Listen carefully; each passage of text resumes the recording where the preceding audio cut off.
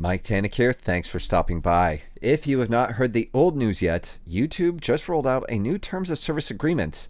A hugely important part of the agreement, in short, says that YouTube will begin to monetize whatever videos they like.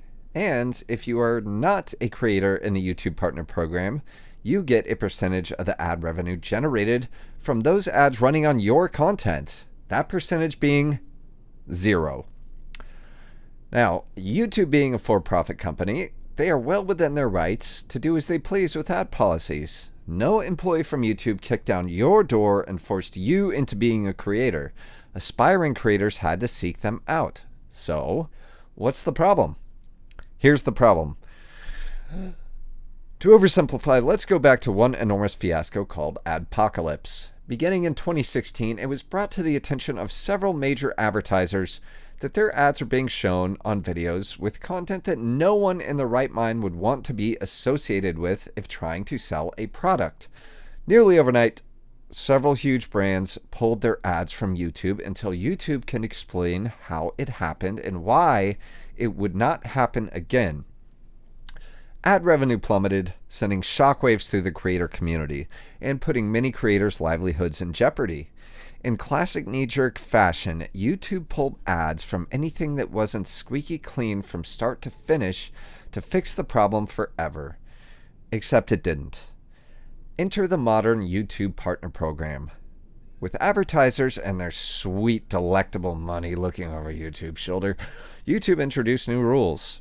To be considered for, quote, partnership and a cut of ad money, a creator needed to have 1,000 subscribers and 4,000 hours of watch time within the last 12-month period to get in the club. Then they will spend 2 weeks or more reviewing your channel, send you a secret code in the mail, and you are in. The objective here being to weed out extremist content and channels stealing content from other YouTubers to make a buck, among other things. Now, on a personal note, it took me 8 months of nearly daily uploads to reach that mark, to jump through that hoop, and this was likely due to my shoddy early content, and I could be considered among the lucky ones. Personally, I enjoyed the challenge, and starting my channel after the apocalypse, I knew the rules going in, so I have no personal grievance. So, we are then in the situation where advertisers pull their funding, YouTube reacts to meet advertisers' demands, places restrictions on creators, the Wild West of YouTube was over. If anyone is to blame, quote unquote, if there is blame to be had, it would be the companies who took issue with where their ads were being placed, which they are well within their rights to do.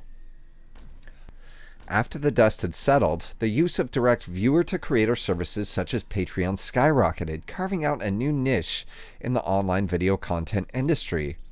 What also skyrocketed, however, was YouTube's haul of ad revenue. In 2019, YouTube reported $8.5 billion in revenue after giving creators their cut. Oddly, while YouTube earnings were going up, creators' earnings remained stagnant. Yet, they still insist they are giving creators 55% of all ad revenue. I majored in digital forensics, not in forensic accounting, so I couldn't tell you why that has happened or why it stinks to high heaven. But now, with ads being placed on videos uploaded by creators who have not jumped through the hoops of the YouTube Partner Program, the question is, what has really changed on YouTube's side from the pre-adpocalypse era? From the outside, it appears that YouTube has slipped back into their ways, which helped foment the adpocalypse, showing ads wherever, but withholding revenue from creators.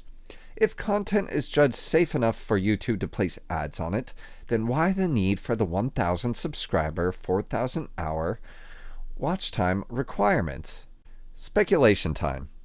It is entirely possible that YouTube has a shiny new content policing algorithm that they are so confident in that they need to test it out before releasing thousands upon thousands of creators from the rigid requirements of the YouTube Partner Program. But with so many aspiring creators willingly jumping through the hoops for them, what is the incentive to relax their policies while they are cleaning up on content that hasn't been partner programmed? The nature of YouTube is such that they know that even if the top 10 biggest channels disappeared tomorrow, there are tens of thousands of other partner program compliant creators salivating to take their place. And they will. Like I said before, the Wild West Gold Rush era of YouTube has changed.